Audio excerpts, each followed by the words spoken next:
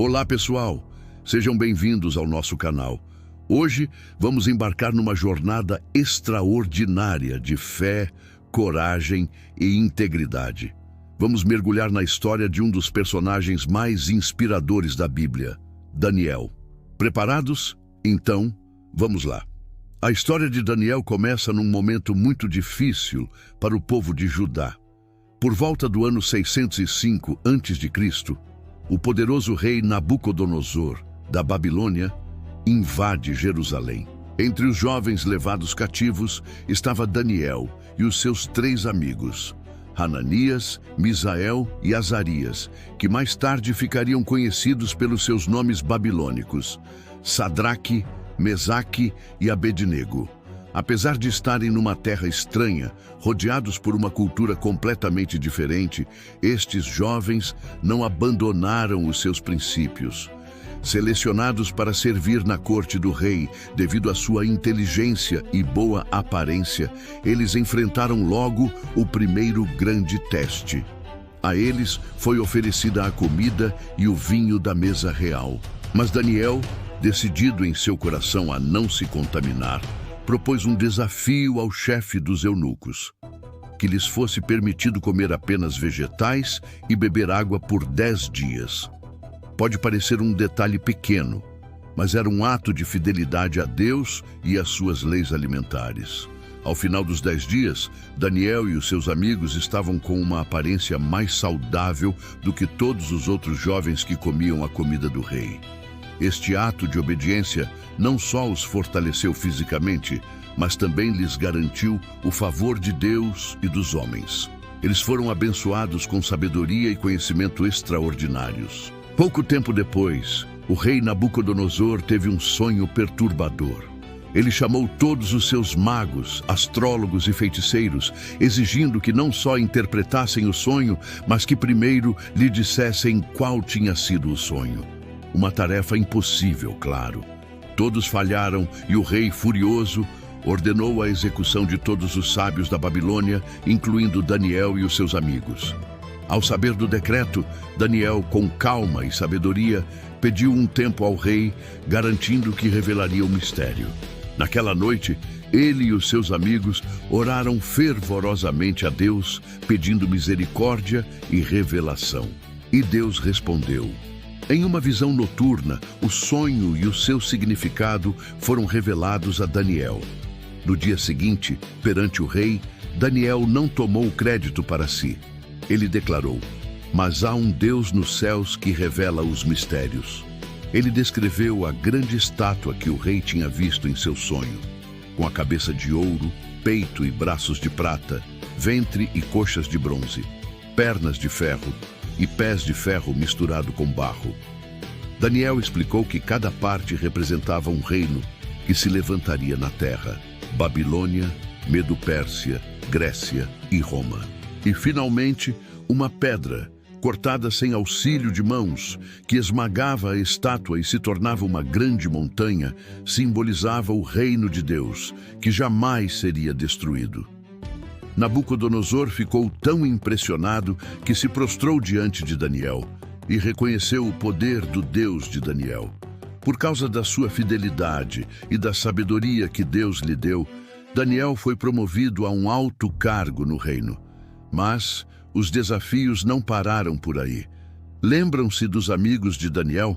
Sadraque, Mesaque e Abednego também foram postos à prova. Nabucodonosor construiu uma estátua de ouro gigante e ordenou que todos no reino se curvassem e a adorassem ao som da música.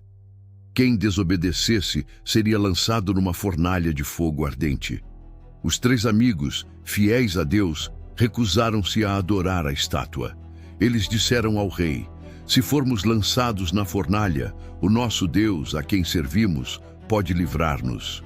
Mas mesmo que ele não nos livre, fica sabendo, ó rei, que não serviremos aos teus deuses, nem adoraremos a estátua de ouro que levantaste." Que declaração de fé! Enfurecido, o rei ordenou que a fornalha fosse aquecida 7 vezes mais. Sadraque, Mesaque e Abednego foram amarrados e lançados nas chamas, que eram tão intensas que mataram os soldados que os lançaram. Mas então algo milagroso aconteceu. O rei olhou para dentro da fornalha e exclamou espantado: "Mas eu estou a ver 4 homens soltos a andar dentro do fogo, e eles não sofrem nenhum dano, e o aspecto do quarto é semelhante ao de um filho dos deuses." Ele chamou os 3 para fora, e todos viram que o fogo não tinha tido qualquer poder sobre os seus corpos. Nem um fio de cabelo se tinha queimado. As suas roupas estavam intactas e nem sequer cheiravam a fumo. Mais uma vez, Nabucodonosor louvou o Deus deles e emitiu um decreto para que ninguém falasse contra o Deus de Sadraque, Mesaque e Abednego. Os anos passaram. Nabucodonosor morreu e outros reis subiram ao trono. Uma noite, durante o reinado de Belsazar, neto de Nabucodonosor, foi dado um grande banquete. Em meio à festa, o rei Belsazar, de forma arrogante, mandou trazer os vasos sagrados que tinham sido tirados do templo de Jerusalém, para que ele e os seus convidados bebessem neles, louvando os seus deuses de ouro, prata e pedra. No auge daquela profanação, algo assustador aconteceu. Dedos de uma mão humana apareceram e começaram a escrever uma mensagem misteriosa na parede do palácio. O rei ficou pálido de medo.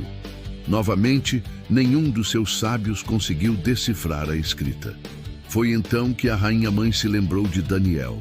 Daniel, já um homem idoso, foi chamado. Com a mesma autoridade e humildade de sempre, ele repreendeu o rei pela sua arrogância e por não ter aprendido com o exemplo do seu avô, Nabucodonosor.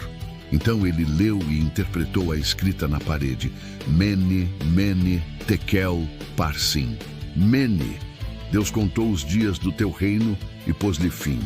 Tekel, foste pesado na balança e achado em falta. Parsim, o teu reino foi dividido e entregue aos medos e aos persas. Naquela mesma noite, a profecia cumpriu-se. Belsazar foi morto e Dário, o medo, tomou o reino. E assim, mais uma vez, a palavra de Deus, através de Daniel, provou ser verdadeira e poderosa. Sob o novo reinado de Dário, a reputação de Daniel continuou a crescer. O rei planeava colocá-lo como supervisor de todo o reino. Isso, claro, gerou inveja nos outros oficiais. Eles procuraram uma falha em Daniel para o acusarem, mas não encontraram nada. A sua integridade era impecável. Então, eles elaboraram um plano maligno. Sabendo da devoção de Daniel, eles convenceram o rei Dário a assinar um decreto. Durante 30 dias, ninguém poderia fazer qualquer petição a nenhum deus ou homem, exceto ao próprio rei. Quem desobedecesse seria lançado na cova dos leões. O rei, sem perceber a armadilha, assinou a lei. Daniel soube do decreto. E o que ele fez? Ele foi para casa, abriu as janelas do seu quarto que davam para Jerusalém e, como sempre fazia, 3 vezes ao dia, ajoelhou-se e orou ao seu Deus. Ele não se escondeu. A sua fé era mais importante do que a sua própria vida. Os seus inimigos, que o espiavam, correram para contar ao rei. O rei Dário ficou profundamente angustiado, pois gostava de Daniel e percebeu que tinha sido enganado. Ele tentou de tudo para salvar Daniel, mas a lei dos medos e persas não podia ser revogada. Ao anoitecer, com o coração pesado, ele ordenou que Daniel fosse lançado na cova dos leões.